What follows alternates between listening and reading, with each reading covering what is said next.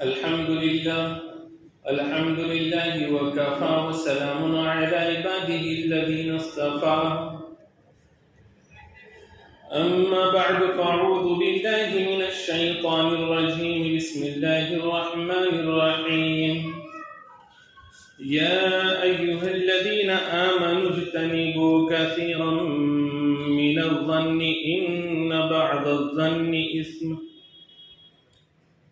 ولا تجسسوا ولا يغتب بعضكم بعضا أيحب أحدكم أن يأكل لحم أخيه ميتا فكرهتموه واتقوا الله إن الله تواب رحيم. صدق الله مولانا العلي العظيم. وقال النبي صلى الله عليه وسلم الغيبة أشد من الزنا أو كما قال عليه الصلاة والسلام. وصدق رسوله النبي الأمي الكريم. نحن على ذلك لمن الشاهدين والشاكرين والحمد لله رب العالمين. محترم بزرگوں اور دوستو، غیبت گناہ کبیرہ ہے اور کسی بھی عاقل بالغ مسلمان مرد اور عورت کے لیے غیبت کرنا حرام ہے. یہ گناہ بڑا سخت گناہ ہے، لیکن اس کے باوجود ہم میں سے اکثریت اس گناہ میں مبتلا ہے.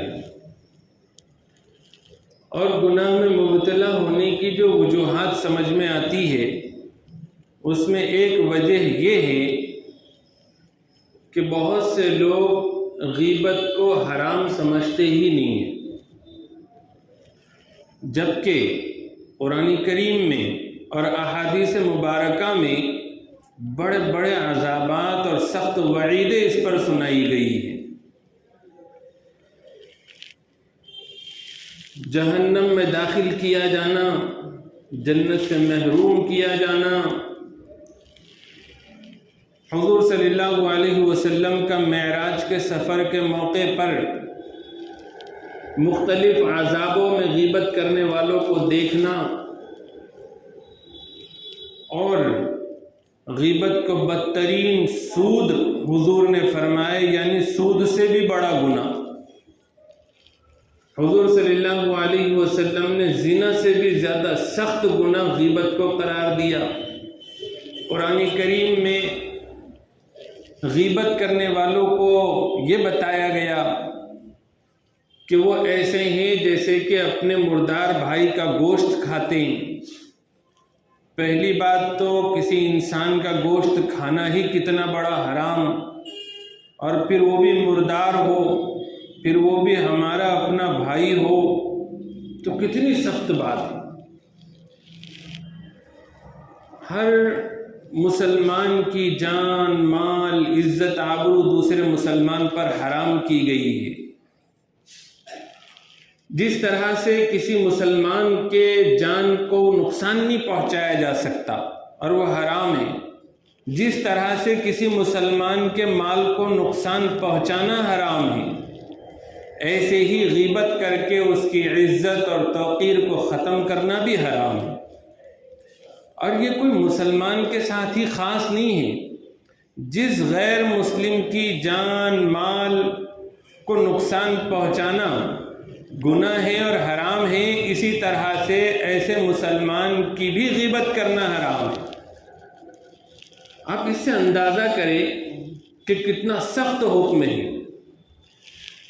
جس طرح سے ایک مردار ہوتا ہے کہ وہ اپنا دفاع نہیں کر سکتا اگر اس کے ساتھ کوئی چھیڑ خانی کرے، تو ایسے ہی جس کی غیبت کی جاتی ہے، چونکہ وہ موجود نہیں ہوتا تو وہ اپنی صفائی پیش نہیں کر سکتا، وہ اپنا دفاع نہیں کر سکتا. اس لیے اس کو مردار بھائی سے تشبیہ دی گئی ہے. جس طرح سے جان کو مال کو نقصان پہنچانا کسی مسلمان کے یہ حرام ہے، ایسے ہی اس کی عزت کو نقصان پہنچانا بھی حرام ہے۔ غیبت سے معاشرے اور سماج میں اور سوسائٹی میں بہت ساری خرابیاں جنم لیتی ہیں۔ اگر آپ دیکھیں گے کہ اتنا سب کچھ توڑ کیوں ہے، اتنا سب کچھ بگاڑ کیوں ہے، ہمارے آپس میں دل اتنے خراب کیوں ہیں، گھر گھر میں جھگڑا اور فساد کیوں ہے، محلے اور بستیوں میں ایک دوسرے کے ساتھ بنتی کیوں نہیں ہے، اس کی وجہ نظر آئے گی کہ غیبت۔ تو ایک تو غیبت کو لوگ گناہ سمجھ ہی نہیں رہے ہیں، اس وجہ سے یہ غیبت والا گناہ عام ہوتا جا رہا ہے اور ناسور کی طرح سے پھیلتا جا رہا ہے۔ دوسری وجہ جس کی وجہ سے یہ غیبت کا گناہ اتنا عام ہو گیا اور اس حرام کام میں مسلمان گرفتار نظر آتے ہیں، مرد ہو یا عورتیں، جوان ہو یا بوڑھے، اس کی وجہ یہ ہے کہ بہت سارے لوگ اس کو گناہ تو سمجھتے ہیں لیکن فرق نہیں کر سکتے کہ کون سی چیز غیبت میں آتی ہے اور کون سی چیز غیبت میں نہیں آتی، کیونکہ ان کو صحیح علم نہیں ہے کہ کون سی چیز غیبت میں ہے اور حرام ہے اور کون سی چیز غیبت نہیں ہے اور یہ جائز ہے۔ کیونکہ بہت سی مرتبہ نفس اور شیطان انسان کو اپنے عمل کی غلط تعویل کروا دیتا ہے، غلط وجہ بتا دیتا ہے، اس کی وجہ سے میں اور آپ کبھی کبھی گناہ میں مبتلا ہو جاتے ہیں اور یہ حرام کام کر بیٹھتے ہیں۔ غیبت کس کو کہتے ہیں؟ حضور صلی اللہ علیہ وسلم نے صحابہ سے استفسار فرمایا، پوچھا کہ غیبت جانتے ہو کیا ہے؟ تو صحابہ کا تو پیٹنٹ جواب تھا، اللہ اور اس کے رسول ہی بہتر جانتے ہیں۔ حضور صلی اللہ علیہ وسلم نے فرمایا کہ تم کسی بھائی کی اس کی پیٹھ پیچھے ایسی تذکرہ کرو یا ایسا ذکر کرو کہ جس سے اس کو تکلیف پہنچے۔ تو صحابہ نے عرض کیا اللہ کے رسول، اگر ہم ایسی بات بتلائیں اس کے سلسلے میں جو اس میں موجود ہے، وہ خرابی اس میں موجود ہے، تو بھی کیا غیبت ہوگی؟ حضور صلی اللہ علیہ وسلم نے فرمایا تب ہی تو غیبت ہوگی، ورنہ تو بہتان ہو جائے گا۔ اس حدیث پاک کی روشنی میں چند چیزیں معلوم ہوئی۔ ایک چیز تو یہ معلوم ہوئی کہ غیبت، کوئی بات آپ کی، کوئی کام آپ کا غیبت بن رہا ہے، اس کو دیکھنے کے لیے پہلی شرط یہ ہے کہ وہ عمل پیٹھ پیچھے ہو۔ جس صاحب کے برائی آپ کر رہے ہیں اپنے انداز سے اور اپنے بات سے، تو وہ بھائی سامنے موجود نہیں ہے تو وہ غیبت ہوگا۔ بہت سے لوگ یہ کہتے ہیں کہ صاحب میں تو سامنے بھی بولنے کی ہمت رکھتا ہوں، اس لیے میں اب یہ ڈیرنگ کے ساتھ تم کو پیٹھ پیچھے بھی بتا رہا ہوں۔ لیکن یہ بات ذہن میں رکھنا چاہیے کہ اگر یہی بات جو پیٹھ پیچھے بولنے کی ہمت رکھنے والا آدمی ہے، اگر یہ منہ پر بول دیتا تو یہ ایذائے مسلم ہوتا، یعنی مسلمان کو تکلیف پہنچانا، اور یہ غیبت سے بھی بڑا گناہ۔ آپ اندازہ کرو کہ یہ جو ہمیں شیطان پٹی پڑھاتا ہے، یا ہم اپنے ذہن سے ایک وجہ بنا لیتے ہیں کہ صاحب ہم غیبت اس لیے کر رہے ہیں کیونکہ ہم یہ منہ پر بھی بول سکتے ہیں۔ ارے اللہ کے بندے، اگر منہ پر بھی بولا جا سکتا ہے یہ جملہ، لیکن اس سے اس کی دل آزاری ہوگی اور کوئی شریعت اس کی اجازت بھی نہیں دیتی ویسا بولنے کی، اس انداز میں اگر تم سامنے بھی بولو گے تو پھر یہ تو بڑا گناہ ہو جائے گا۔ غیبت میں غیبت کے گناہ ہونے کی وجہ ایک کیا ہے کہ پیٹھ پیچھے بولا گیا۔ اب یہ چیز کبھی اس کو معلوم ہوگی اور کبھی نہیں ہوگی۔ اگر معلوم ہوگی تو تکلیف ہوگی، اس وجہ سے وہ گناہ ہے۔ اب جب تم براہ راست سامنے پہنچ کر بول سکتے ہو یہ بات اور بول دو گے تو جب تو اور زیادہ گناہ ہوگا۔ تو ایک چیز ہے کہ پیٹھ پیچھے بولی جائے تو غیبت ہوگا، اور یہ غیبت کی ساری وعیدیں لپیٹ لے گی۔ ہم نے یہ سوچنا چاہیے کہ صاحب غیبت کر کے ملے گا کیا؟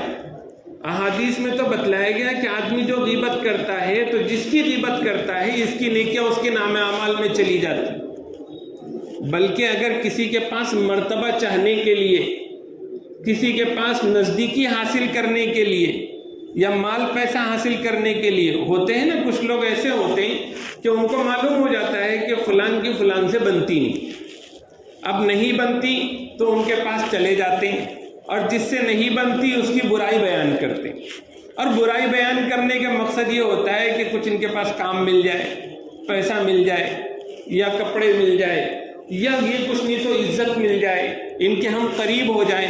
حضور صلی اللہ علیہ وسلم نے فرمایا کہ جس نے غیبت کے ذریعے سے کھایا ہو تو جو کھایا ہے اس کے بقدر حصہ اس کو جہنم سے مل کے رہے گا، جس نے غیبت کے ذریعے سے پہنا ہو تو اس کے پہننے کے بقدر اس کو جہنم سے حصہ ضرور ملے گا، جس نے نام و نمود اور عزت پانے کے لیے غیبت کی ہوگی تو اس کے بدلے میں جہنم سے اتنی ذلت اس کو ملنی ہی ہے اس کے حساب سے۔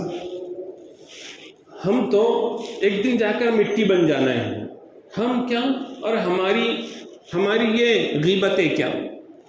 ان غیبتوں کے ذریعے سے ہم اپنی آخرت خراب کر دے، ہم اپنی نیکیاں سامنے والے کو ٹرانسفر کر دے، اس سے بڑی نادانی تو کوئی نہیں ہو سکتی۔ اچھا، دوسری چیز جو اس حدیث پاک سے جو میں نے پہلے کہی تو اس سے ایک بات یہ سمجھ میں آئی کہ غیبت میں ایک چیز تو ہے کہ پیٹھ پیچھے ہو، دوسری چیز کسی متعین شخص کے بارے میں ہو، چاہے اس کا نام لیا جائے نہ لیا جائے، سامنے والے کو سمجھ میں آ گیا کہ کس کے بارے میں بات کر رہے ہیں، بس کافی ہے۔ نام لے لو تب بھی، نام نہ لو تب بھی۔ بہت سے لوگ بولتے ہیں نا میں نام نہیں بتاتا ہوں میں، اور پھر واقعہ سناتا ہے، جبکہ سامنے والے کو معلوم ہوتا ہے کہ کس کا واقعہ چل رہا ہے، تو یہ بھی غیبت ہے۔ تو متعین شخص ہو۔ ہاں، اگر کوئی یہ کہے کہ سماج میں سود عام ہو گیا، لوگ سود کھا رہے ہیں، لوگ جوا کھیل رہے ہیں، فلان کام کر رہے ہیں، لیکن متعین نہیں کیا، یا پھر کسی ایسے فرد کا تذکرہ کیا برائی میں کہ جس کو کوئی پہچانتا نہیں ہے اور نشاندہی نہیں ہونے والی، تو پھر وہ غیبت میں نہیں آئے گا، ورنہ تو غیبت میں آ جائے گا۔ تیسری چیز جو اس حدیث پاک سے معلوم ہوئی وہ یہ کہ جس کی برائی پیٹھ پیچھے کی جا رہی ہے، اگر اس کو یہ بات معلوم ہو جائے کہ ایسا تذکرہ برائی سے انہوں نے کیا ہے تو اس کو تکلیف، اس کو پسند نہ آئے۔ تو اس سے کیا معلوم ہوا کہ اگر ایسا تذکرہ کیا ہے اور ایسے انداز کا تذکرہ کیا ہے کہ اگر اس کو معلوم بھی پڑتا تو اس کو کوئی برا نہیں لگتا، لیکن اس کو پہچاننا ذرا مشکل کام ہے۔ بہت سے لوگ اتنے شریف طبیعت کے ہوتے ہیں اور اتنے سادے ہوتے ہیں اور اتنا لحاظ کرنے والے ہوتے ہیں کہ اگر ان کو معلوم پڑ جاتا ہے کہ فلان نے تمہارے بارے میں ایسا ایسا کہا تھا تو طبعی طور پر ان کو تکلیف تو بہت ہوتی ہے، لیکن وہ اپنی زبان سے ظاہر نہیں کرتے، مسکرا دیتے اور چل دیتے، یا ہنس دیتے ہیں، یا پھر اس کی کچھ اچھی تعویل کر دیتے ہیں۔ لیکن یاد رکھنا چاہیے ایسے جو لوگ ہوتے ہیں وہ اللہ کے بہت قریب ہوتے ہیں، اور ان سے تو بہت زیادہ ڈرنے کی ضرورت ہے۔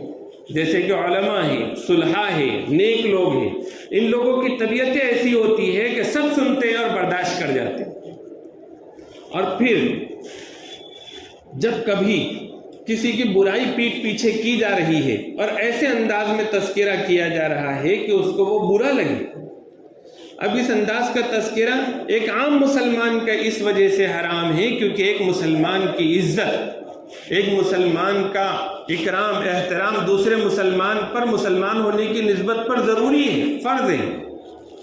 تو جو نیک لوگ ہیں، علماء ہیں، صلحاء ہیں، ان کی عزت اور تکریم تو ان سے بھی زیادہ ہے، اس وجہ سے ان کی برائی کرنا مناسب ہے۔ پھر ایک چیز یہ معلوم ہوئی کہ وہ خرابی ان میں ہو تو وہ غیبت ہے، اور وہ خرابی ان میں نہ ہو تو وہ تہمت ہے، اور تہمت غیبت سے بھی بڑا گناہ ہے۔ قرآن کریم میں اس پر لعنت کا جملہ استعمال کیا گیا ہے، اور اگر وہ موجود ہے، وہ برائی، وہ خرابی، اور اس کو بیان کیا جائے تو پھر وہ غیبت ہے، اور اس طرح کی غیبت کرنا بھی حرام ہے۔ ایک چیز یہ معلوم ہوئی اس حدیث پاک سے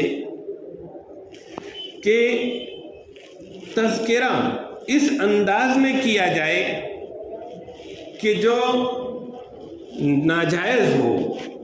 یعنی ایک شرط علماء نے یہ بھی لکھی ہے کہ اگر کسی کی پیٹھ پیچھے برائی کی جائے تو ہر صورت میں وہ غیبت نہیں بنتی. ایک صورت ایسی ہے کہ جس صورت میں وہ غیبت نہیں ہو، ورنہ ہر صورت میں غیبت ہو. اور وہ صورت کون سی ہے؟ جس میں آپ پیٹھ پیچھے اگر کسی کی برائی بیان کرے تو وہ غیبت نہیں ہوگی. وہ صورت یہ ہے کہ شریعت نے آپ کو اجازت دی. جیسے کہ آپ کا کوئی حق کسی نے دبا لیا ہے اور آپ عدالت میں جائیں، قاضی کے پاس جائیں، حاکم کے پاس جائیں، پولیس اسٹیشن جائیں اور اس چیز کو، حقیقت واقعہ کو بیان کریں کہ انہوں نے ایسا ایسا کیا. یہ بھی برائی ہے، لیکن یہ برائی غیبت نہیں ہے. اسی طرح سے آپ کو کوئی شرعی مسئلہ معلوم کرنا ہے کہ صاحب ہمارے بیٹے نے ایسا ایسا کر لیا ہے، اب شریعت کا حکم کیا ہے. حالانکہ یہ بھی برائی ہے، لیکن شرعی حکم معلوم کرنے کے لیے شریعت نے اجازت دی. اسی طرح سے آپ کسی مقدمے میں گواہ ہیں، دارالقضا پہنچے، قاضی نے آپ سے جرا کی اور آپ کے بیان نوٹ کیا، تو آپ دوسرے کی برائی بیان کر رہے ہیں گواہی میں. لیکن یہاں آپ دوسرے کا حق محفوظ رکھنے کے لیے شریعت نے آپ کو اجازت دی. جھوٹ نہ ہو، صحیح بیانی ہو اور اس میں دوسرے کی برائی ہو رہی ہو تو یہ کوئی غیبت نہیں ہے. اسی طرح سے اگر کوئی آپ سے مشورہ لے رہا ہو شادی بیاہ کے سلسلے میں کہ فلان بچہ ہے اور وہ بچہ ہماری بچی کے لیے ہم دیکھ رہے ہیں، تو آپ سے ہم مشورہ لینا چاہتے ہیں کہ کیسے ہیں، تو ایسی صورت میں آپ کو معلوم ہے کہ وہ شراب پیتا ہے، جوا کھیلتا ہے، لاپرواہ ہے. اب آپ سوچ رہے ہیں کہ صاحب اگر ہم یہ چیزیں بتائیں گے تو یہ غیبت ہو جائے گی اور برائی ہو جائے گی. تو یہ سوچ آپ کی غلط ہے. خود حضور صلی اللہ علیہ وسلم سے خاتون نے جب مشورہ لیا تو آپ نے مشورے میں حضرت معاویہ کے بارے میں بتایا، دوسرے صحابی کے بارے میں بتایا کہ مناسب نہیں ہے تمہارے لیے. تو آپ کو چاہیے کہ ایسی صورت میں جب شریعت نے اجازت دی ہے سامنے والے کو نقصان سے بچانے کے لیے، تو آپ یہ نہ کہیں کہ وہ جنید بغدادی ہے یا بہت بڑے اللہ والے ہیں. بتلائیے کہ یہ سب ایسی ایسی صورتحال ہے، پھر آپ اپنے حساب سے مناسب دیکھیے. کبھی کوئی ایسا واقعہ پیش آ جائے کہ آپ نے سن لیا کہ فلان فلان رات کے کسی موقع پر ڈاکہ ڈالنے کے لیے جانے والے ہیں، چوری کرنے کے لیے جانے والے ہیں. آپ کہیں کہ نانا غیبت کہاں کریں گے، ہم ان کی برائیاں کہاں کرتے بیٹھے، جانے دو، ٹوٹنے دو اس کا گھر، جانے دو، چوری ہونے دو اس کا مال. تو یہ آپ کی سوچ غلط ہے. یہاں شریعت آپ کو اجازت دیتی ہے کہ سامنے والے کو خبردار کریں. ہر وہ جگہ جہاں پر شریعت نے اجازت دی ہو برائی کے ساتھ تذکرہ کرنے کی، اس کے اندر موجود چیزوں کو بیان کرنے کی، بری چیزوں کو، تو وہاں اجازت ہے. جیسے ایک بچہ ہے، اس بچے کے اندر کچھ خرابی ہے، کچھ بری عادتیں ہیں، آپ اس کو سمجھائیں مناسب انداز میں. اگر وہ نہ سمجھ رہا ہو تو اس کے ابا سے وہ سمجھ سکتا ہے، اس کی امی سے وہ سمجھ سکتا ہے، تو اس کے ابا امی تک بات کو پہنچائے. یہ کوئی غیبت نہیں. یہ اس میں بھی برائی تو ہو رہی ہے لیکن غیبت نہیں ہے. جب کبھی اصلاح کے لیے آدمی کسی کی برائی کرتا ہے کسی کے پاس تو اس کی اجازت ہے، لیکن اس میں ایک پہلو کیا ہوتا ہے کہ تحقیر کے طور پہ نہیں ہوتا، حقارت کے طور پہ نہیں ہوتا، اس کے تعلق سے بدگمان کرنا مقصود نہیں ہوتا.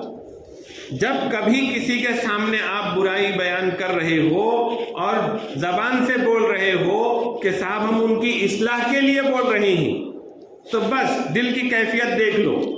دل میں اگر یہ ہے کہ یہ بہت اچھا سمجھتے ہیں ان کو، تو اب ان کو معلوم پڑے گا کہ اتنے اچھے نہیں ہیں. دل میں یہ آ رہا ہے کہ غصہ ہے، جذبات ہے، اس کی وجہ سے بول رہے ہیں، تو پھر سمجھ جائے کہ کیا ہے، غیبت ہے. یہ کوئی اصلاح کی نیت سے بولے جانے والے جملے نہیں ہیں. اصلاح سے بولنے، اصلاح کے لیے بولنا یہ الگ ڈھنگ کا ہوتا ہے کہ فلان صاحب سمجھائیں گے تو بات سمجھ میں آئے گی. اب ان کے پاس جا کر رکھ رہے ہیں اپنا مدعا، تو کبھی بھی حقارت سے ان کا ذکر نہیں ہوگا.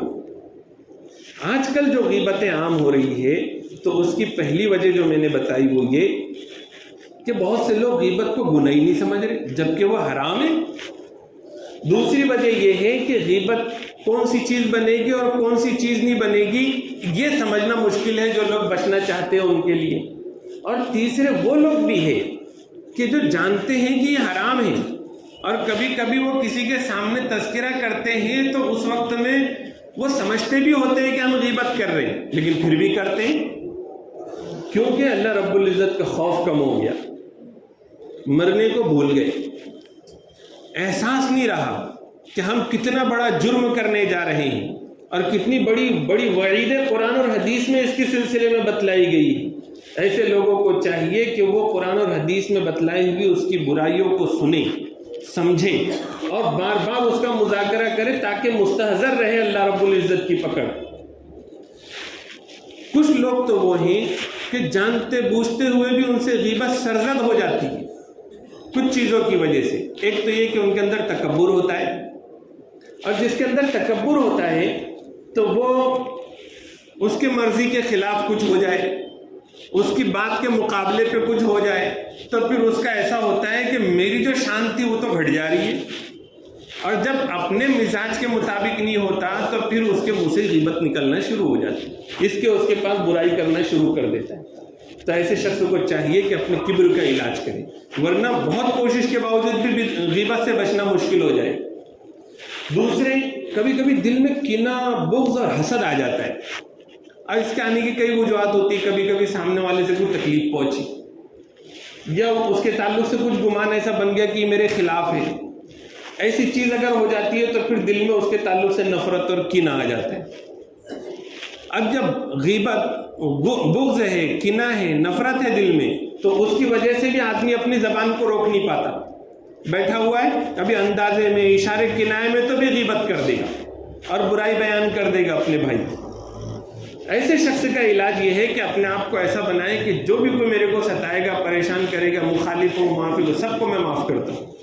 معاف کرنے کا مزاج بنائے، سلام کی عادت ڈالے، تو اس کے ذریعے سے دل صاف ہوتا ہے۔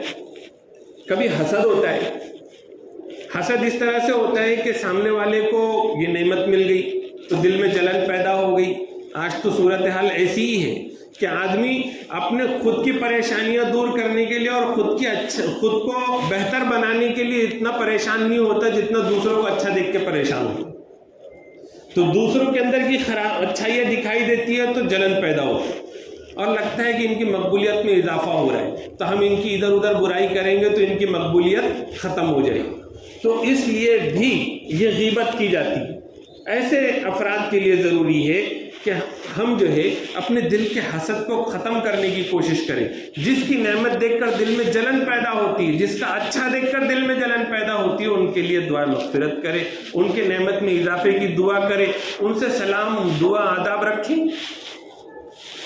اسی طرح سے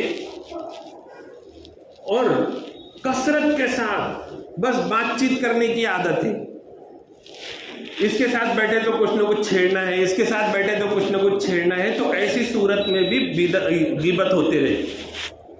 تو کثرت کلام سے بھی بچنے کی کوشش کریں۔ کبھی کبھی آدمی اس وجہ سے غیبت میں پڑتا رہتا ہے کیونکہ اس کو اپنے جذبات پر اور غصے پہ کنٹرول نہیں ہے۔ جب کبھی اس کے مزاج کے خلاف ہوا تو ان کنٹرول ہو جاتا ہے، بعد میں احساس ہوتا ہے اس کو، لیکن فوراً تو غیبت نکل جاتی۔ تو اپنے آپ کو کنٹرول میں بھی رکھیں اور غیبت کو حرام سمجھتے ہوئے اس سے بچنے کا خصوصی اہتمام اپنی زندگی میں رکھیں۔ جس طرح سے غیبت کرنا حرام ہے، اس طرح سے غیبت کا سننا بھی حرام ہے، بلکہ سننے والوں کی وجہ سے ہی کرنے والوں کو موقع ملتا ہے۔ ہونا یہ چاہیے کہ جب بھی ہمارے سامنے کوئی بیٹھے، غیبت کر رہا ہو، برائی کر رہا ہو، تو فوراً بات کو موڑ دیں یا پھر وہاں سے اٹھ کے چلے جائے، یا پھر اس کو متنبہ کرے کہ بھائی آپ غیبت کر رہے ہو، آپ بھی گنہگار ہو رہے ہو اور مجھے بھی گنہگار کر رہے ہو۔ اگر کسی نے کسی کی غیبت سن رہا ہو، کوئی غیبت کر رہا ہو پاس میں، تو علماء نے لکھا ہے کہ اب ایسی صورت میں اس پر فرض اور لازم ہے کہ اگر ہاتھ سے روک سکتا ہو غیبت سے تو ہاتھ سے روکے، اور ہاتھ سے نہیں روک سکتا تو زبان سے روکے۔ اور کوئی سخت مجبوری اگر آ جائے ایسی کہ جس میں اب وہ ہاتھ سے بھی نہیں روک سکتا، زبان سے بھی نہیں روک سکتا، شرعی مجبوری ہے، تو پھر اب ایسی صورت میں دل میں برا سمجھے اس کو کہ میں نے بہت بڑا گناہ کیا، کہ کسی کی برائی میں نے سنی. اس لیے حتی الامکان سماج اور معاشرے سے اگر یہ غیبت والی برائی کو اگر ختم کرنا ہے، عبادتوں کے نور کو باقی رکھنا ہے اور اللہ رب العزت کے حضور میں آپس میں الفت محبت کو پروان چڑھاتے ہوئے دنیا سے جانا ہے، تو پھر اب ایسی صورت میں ہم لوگوں نے خود بھی غیبت سے بچنا چاہیے. کوئی ہمارے پاس اگر آ کر غیبت کرے تو ہم نے اپنے آپ کو اس سے بچانا چاہیے، اس کو بھی بچانے کی کوشش کرنا چاہیے. بعض بزرگوں کا مقولہ ہے کہ جانتے ہو محبت کے اور عقل کے چور کون لوگ ہیں؟ محبت کے اور عقل کے چور لوگ کون ہیں؟ لوگ مال کے چوروں کو پہچانتے ہیں کہ یہ صاحب ان کے پاس یہ اگر آ رہے جا رہے اپنے پاس تو اپنا مال غائب ہونے والا ہے، لیکن محبت کے اور عقل کے چور نہیں پہچانے جاتے. تو بزرگ فرماتے ہیں کہ جو لوگ غیبت کرتے ہیں وہ محبت کے اور عقل کے چور ہوتے ہیں. آپ کی سمجھ کسی کے تعلق سے اچھی ہے، وہ آ کے آپ کے پاس جب بیٹھیں گے نا چند دن تو وہ آپ کی سمجھ ختم ہو جائے گی.